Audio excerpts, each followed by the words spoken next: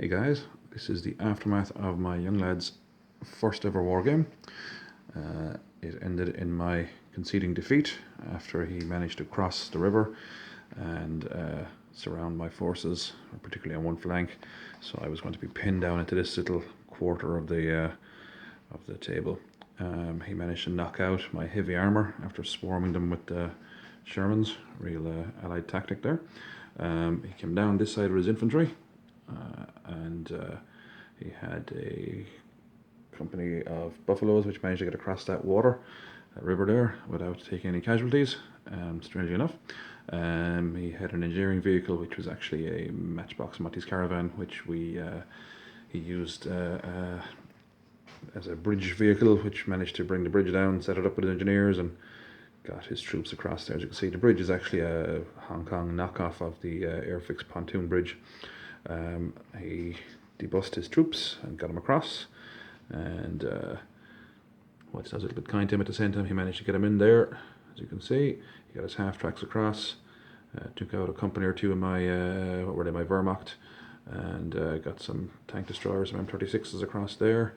His other tanks, his Shermans and stuff, had come down along here and taken out most of my armour there. The white cotton wool, the way we did it was we denoted heavy damage with the cotton wool at the rear of the vehicle and destroyed with cotton wool at the front of the vehicle.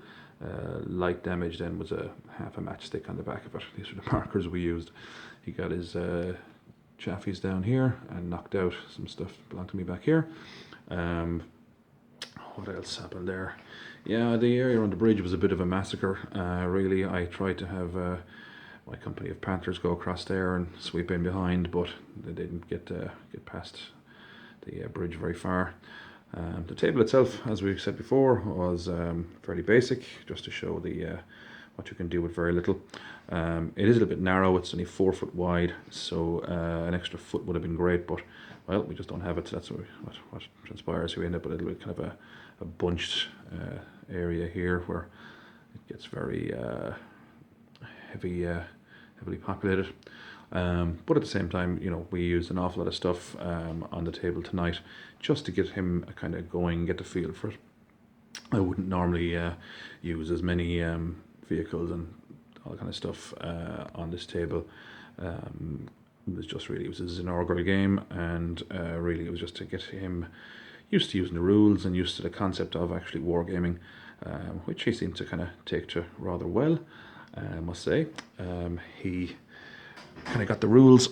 We kind of simplified them a small little bit just to make it easy for him. He was only 7 after all, so the complexities of it, even though we used the basic rapid-fire rules, there was a few things like morale, for example, we were kind of light on that. But as I say, he enjoyed himself thoroughly, and I suppose he's the right height to really appreciate a wargames table. He's only 7, as I say, so he's about 4 foot. But look, that was it. It was a good old night spent with Dad, and I think he got the best out of it. So just to show, it's good to get kids involved in these things. It's nice to share some time with the young lad and to do something that we're both quite interested in. As I say, we managed to use 2 of his Yag Panthers. There was one there and the other one is in front. Both are heavily damaged. So that was his first little war game. Took nearly 4 hours actually, so he managed to stay focused for the entirety of that game. As I say, it got to a situation where it was getting close to bedtime. In fact, it was gone past his bedtime, and I conceded defeat after he managed to cross the river there and sort of surround the Wehrmacht battalion here and pin the SS into this corner. Probably could have fought on a little bit longer, but as I say, it was bedtime and he was literally hanging with the tiredness, as we say, and Tipperary at that point. So we shook hands. So I was honourable and magnanimous in defeat, and he was drunk on victory, basically. he loved it. So he's looking forward to another game. He's hoping to do the desert warfare this time, which means I'm going to have to, I don't know, repaint this table or something, and I'll see what happens. I'll try and convince him to do some more Northwest Europe stuff, because I have a few scenarios that I want to use or deduce from the Rapidfire books. This is the rule set we were using, just in case you haven't seen it, although I'm sure you probably have. There you go, Rapidfire. We'll be doing a review on Rapidfire stuff, literature. I have a few of them. There is the other one we used as well, which is the first supplement, the unit organization for 44-45. We also have the Northwest Europe campaign one. But look, that's it. That was what happened. Young lad, I think he's well into it now at this stage. He really enjoyed himself and really got invested in it, to be fair.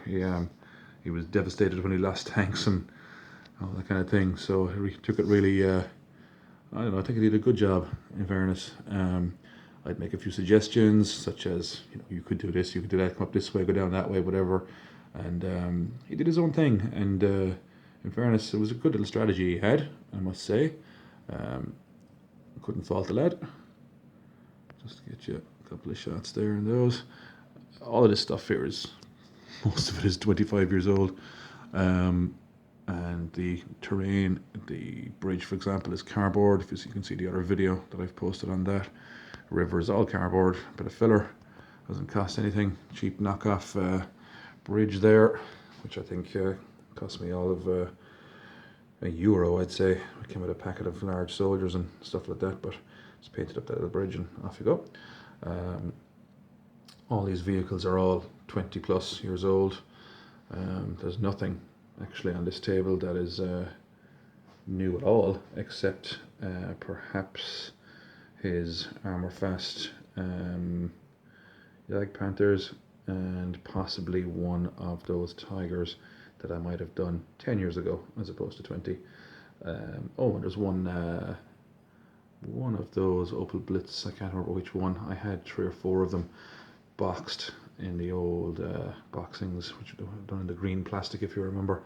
And I think that one was the one I did for my review, which was the one I bought some months back.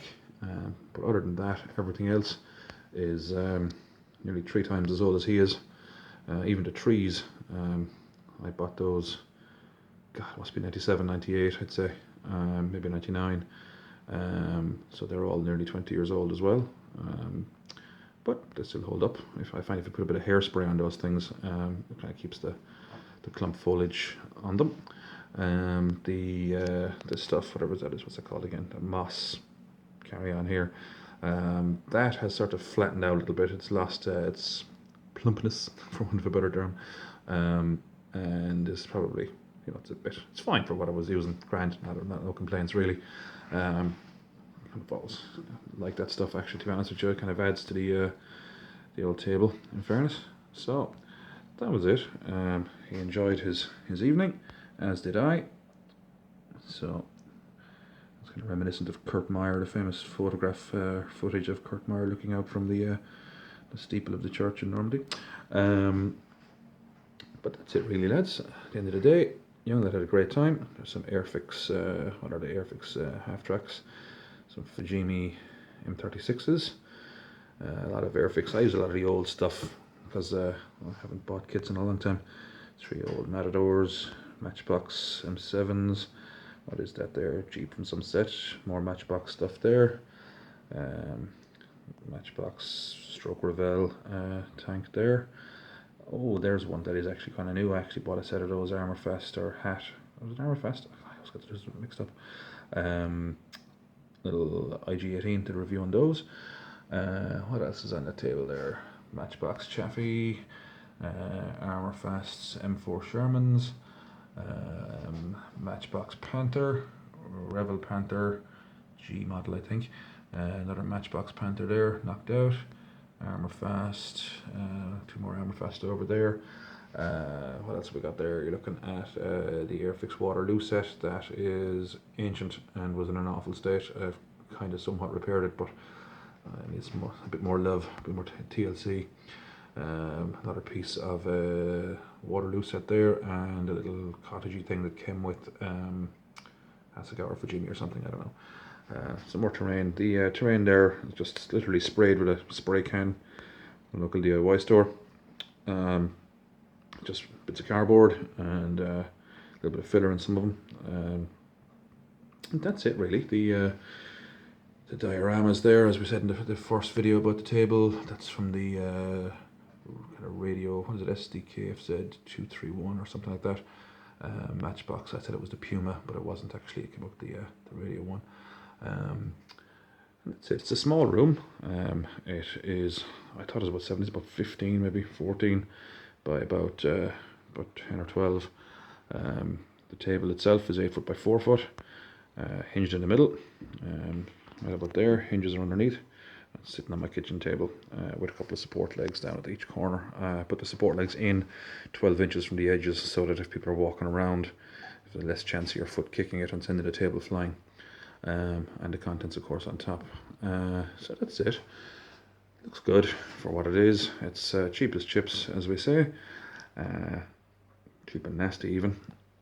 But look, you can do a lot with very little, as I've said in the other video. I spend almost nothing on the hobby anymore, as I have a stash of unbuilt models in the attic in boxes from literally 20 years ago. And I have a stash of stuff that's made and incomplete and things that need to be finished off. And I have a box of paints that are, again, 20-year-old, but they're all still usable. So other than buying 1 or 2 cheap paintbrushes in the local cheap stores, that's about it really. I don't even use enamel thinners, I just use white spirit. A couple of tester pots for enamel or emulsion water-based paints for some of the stuff that's done there. Spray can, which costs about €2 for the black there, and that's it. Very simple, very straightforward. I mean, I'd love to have the time and resources to put something, you know, unbelievable together, but that's what we got. And at the end of the day, looks okay. You can see the troops going across the river there. It's got quite a nice little view from the trees there. They are, what are they? Mainly Revel, I think Revel and SE or Esky. These guys. Let's see if I can get a shot on that.